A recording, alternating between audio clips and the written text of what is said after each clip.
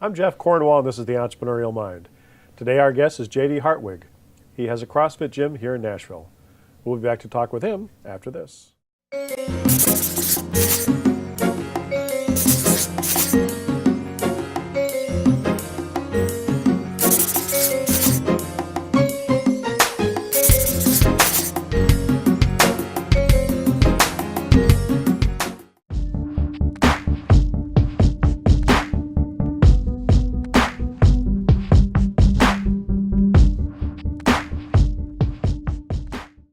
Welcome, JD. Thanks for having me. So you're a former student of mine, and I remember when you were in class, you were working on this new kind of gym that people were talking about. Yeah. Called CrossFit. Yep. And both your classmates and me were kind of confused what this whole thing was all about. What did you see in CrossFit? Obviously now CrossFit is everywhere. Yeah. What did you see at the time about CrossFit that got you so excited? Yeah. One thing that CrossFit was known for, especially in its infancy, maybe like 2010 to 2012, it has a huge military background or professional sports background, which is fun for like-minded people like myself.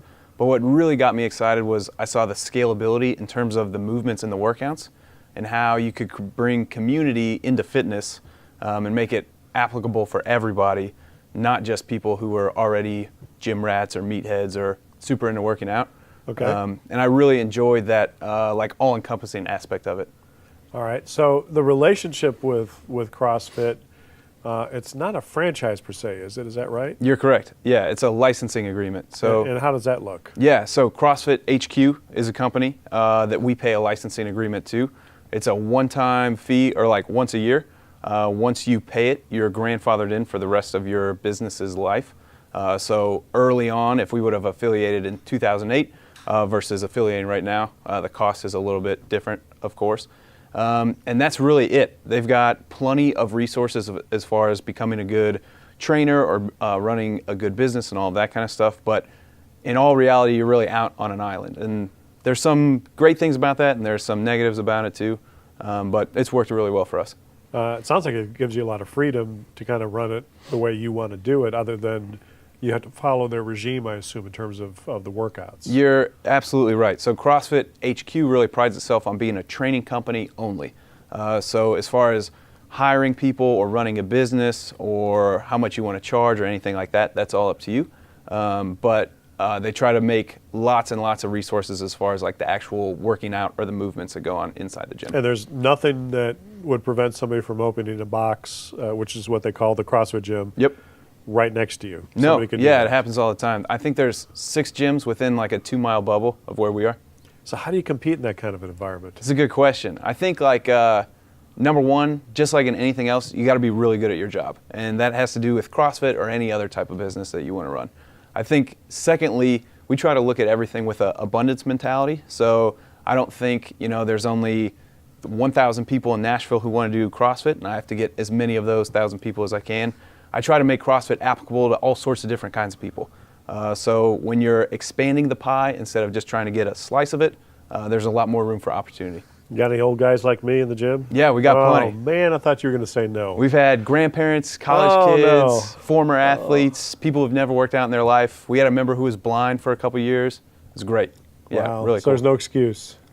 Yeah, my daughter and son-in-law are big time into CrossFit, and actually, as you and I talked about before we started the interview today, competed against your box and had all good things to say. So talk about this. I mean, what does it feel like to kind of think about this in college and make the plan, and now you're doing it?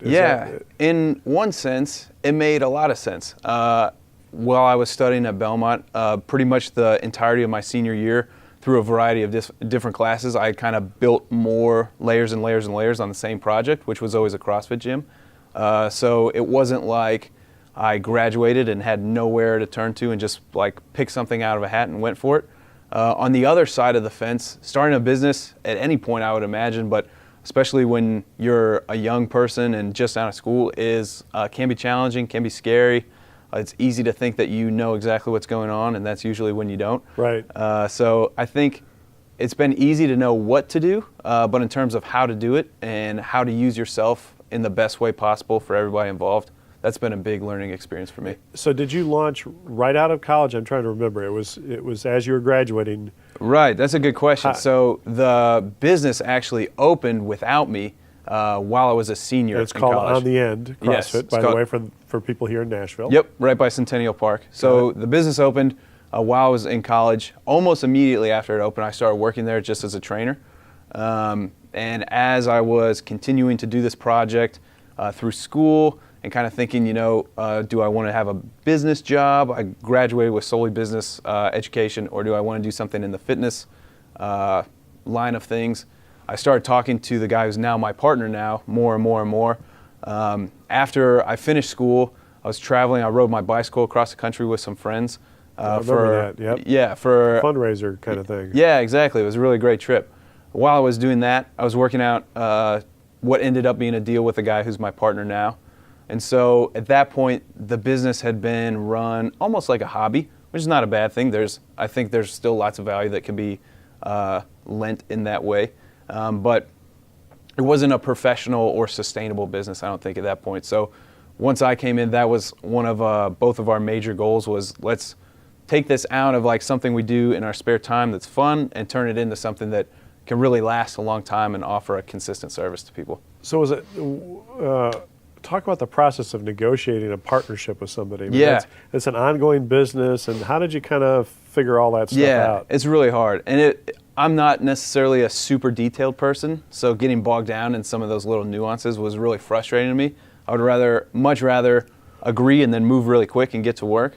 Which is not a good idea. Right, exactly, which has its benefits and negatives, but especially Mostly negatives. Right, especially when you're going into a business with somebody. Right. So, we're really fortunate that my partner and I make a really good team. There's things that I lack that he has, and vice versa.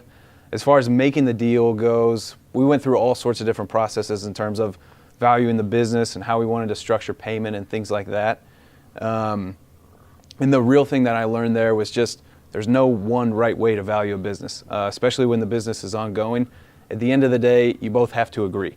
Right. And something's only worth what someone else is willing to pay for it. So we meandered kind of through a lot of different strategies and structures, found one that we both felt really good about and felt really confident in, signed the paperwork, and then got off to the races. So you were both happy when all the negotiations were done. Boy, that's a breath of fresh air. Yeah, no kidding. And I heard from a lot of different people and mentors, like while we were working through it, that it's a marriage. And that always sounded so silly and so hokey to me and like fluffy, but it's really exactly what it is. And I think in some ways it's harder work than a marriage. And I'm not downplaying how much work a marriage is. But, absolutely. It's a very difficult relationship. So hats off to you that things are going well. Yeah, thank you. So do you guys want to expand this, or are you having fun with having one box? Or what do you think? That's a good question. So number one, we're super happy with how the gym is right now. We've done a lot of work over the last 2 or 3 years since I've been involved in terms of making it a real business and not just a place where some of our friends work out. Right. Right now, we don't have any immediate plans to either open up a new gym or take over an existing one. Both my partner and I are entrepreneurs who work in fitness, not like fitness people who happen to own a gym.